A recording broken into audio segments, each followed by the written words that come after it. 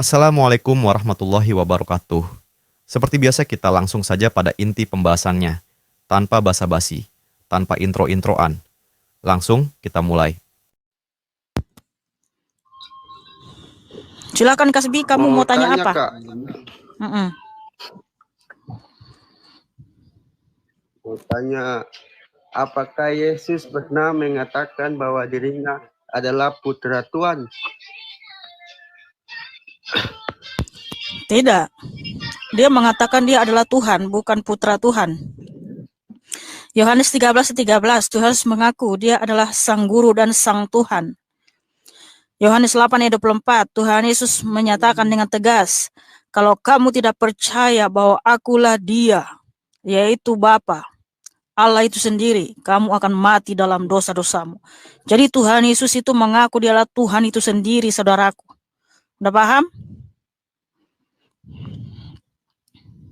Paham. Sudah. Oke, terima kasih. Apa benar apa yang dikatakan Mikana? Mari kita lihat.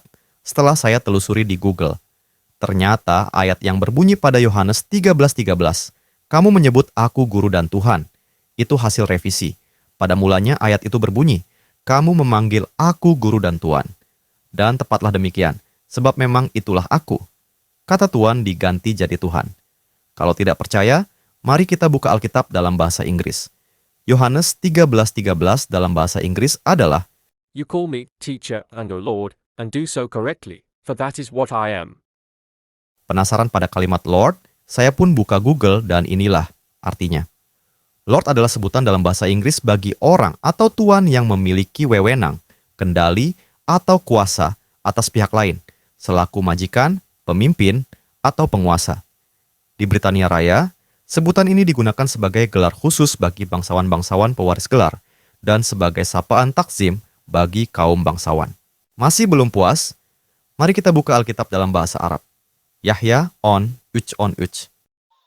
أنتم تدعونني المعلم والسيد وأنتم منحنك لأني فعل كذلك. Bahasa Indonesia, kamu menyebut aku guru dan junjungan. Memang demikianlah adanya karena akulah guru dan junjungan. Kata Sayyid dalam bahasa Arab itu artinya junjungan atau orang terhormat, bukan disematkan kepada Tuhan. Seperti halnya kita menyebut Nabi Muhammad dengan Sayyidina Muhammad, menyebut sahabat Nabi ada Sayyidina Ali, Sayyidina Omar, Sayyidina Abu Bakar, dan seterusnya. Pembahasan Yohanes 13:13. Apa ya biji, dibilang Mikana. Jadi sudah jelas, dalam berbagai bahasa itu tidak ditemukan kalimat yang artinya Tuhan. Kata Tuhan itu hasil revisi penginjil Indonesia.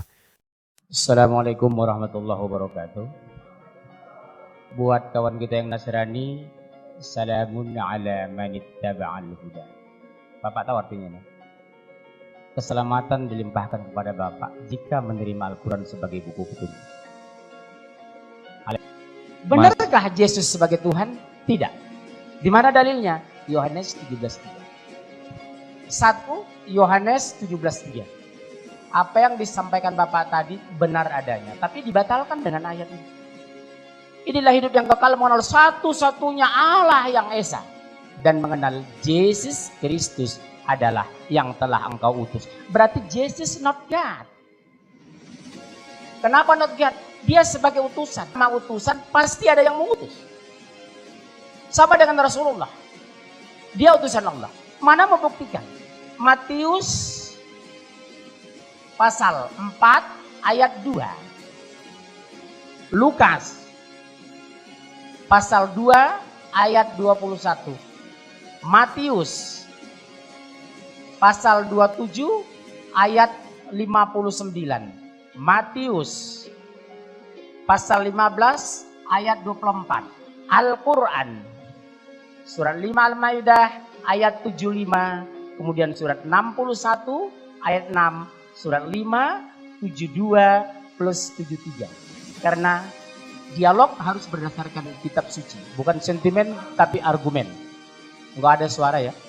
Dialog harus pakai kitab suci. Bukan anarkis tapi dialogis. 1. Yohanes 17:3 jelas, inilah hidup yang kekal, mengenal satu-satunya Allah yang esa dan mengenal Yesus Kristus yang sudah engkau utus. Berarti Yesus utusan. Ingat ya? Sama dengan Muhammad dan Rasulullah. Rasul bahasa Arabnya artinya utusan, Pak. Yang kedua, mana buktinya dia manusia biasa sebagai rasul dalam Islam? Matius pasal 4 ayat 2. Setelah Yesus berpuasa 40 hari 40 malam maka laparlah ia. Kalau Tuhan mustahil lapar. Makanya kami berpuasa.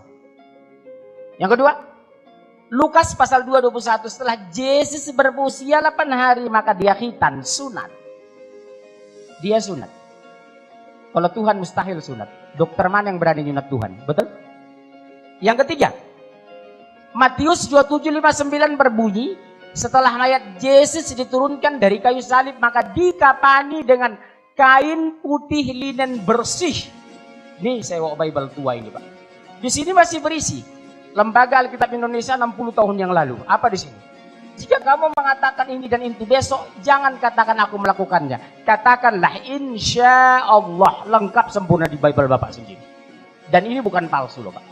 Lembaga Alkitab Indonesia tahun 1963. Bahkan kalau saya bongkar Alkitab tahun 1800, saya punya Bible banyak Pak, 40 lebih. Ya, apa di sana? Akan lahir seorang nabi yang bernama Ahmad. Ikutilah, jika tidak kamu akan kuminta pertanggungjawaban. Amin, haleluya. Betul? Yang keempat apa? Matius pasal 15:24 berbunyi, ini buat Bapak yang Batak, itu kurumapea, layeku ini dari Manado, Tewu, kami sama-sama dari Samosir Pak. Ya, saya setengah orang, beliau Rumapea. Cuma kami setengah orang Islam 10%. Nah, Matius 15:24. Aku hanya diutus kepada domba yang sesat dari umat Israel. Bukan untuk dunia aku diutus. Jadi orang ditebus Yesus itu hanya dari Bani Israel. Kalau Bapak dari Jawa maaf, tidak termasuk ditebus Yesus. Bapak orang Tapanuli tidak masuk ditebus Yesus. Karena aku diutus hanya kepada domba-domba yang sesat dari umat Israel. Beda dengan Islam. Qul ya ayuhan nas, inni Rasulullah ilaikum jami'a. Katakan hai Muhammad, aku utusan Allah untuk kalian semua. Sadayana di dia. Kabeh nang ngendi? Sudah dison. Mulai bahasa Tapanuli dan masuk ditebus Yesus dison. Matius pasal 15:24. Kesimpulannya waktu mau habis. Satu menit lagi. Setengah menit. Setengah menit. Yesus puasa, Yesus khitan, Yesus dikapani. Berarti Yesus Muslim. Kenapa Anda Kristen? Siapa pengikut Yesus hari ini? Pengikut Yesus yang setia adalah kami orang Muslim. Bukan Nasrani. Al-Quran surat 5 ayat 75 berbunyi, sesungguhnya Isa putra Maryam hanyalah seorang Rasul. Kenapa Allah mengklarifikasi ini? Karena jelas secara literal dan tekstual Taurat, Injil, Al-Quran, Yesus adalah Nabi. Sampai jumpa, kami kembali ke studio. Tepuk tangan untuk Pak Mudir. Jangan lupa sebarkan kebenaran, karena itu akan jadi kebaikan. Jika Anda tak peduli, maka kebenaran itu akan cari jalannya sendiri. Kami mohon maaf jika ada kesalahan kata. Cukup sekian dan terima kasih. Wassalamualaikum warahmatullahi wabarakatuh.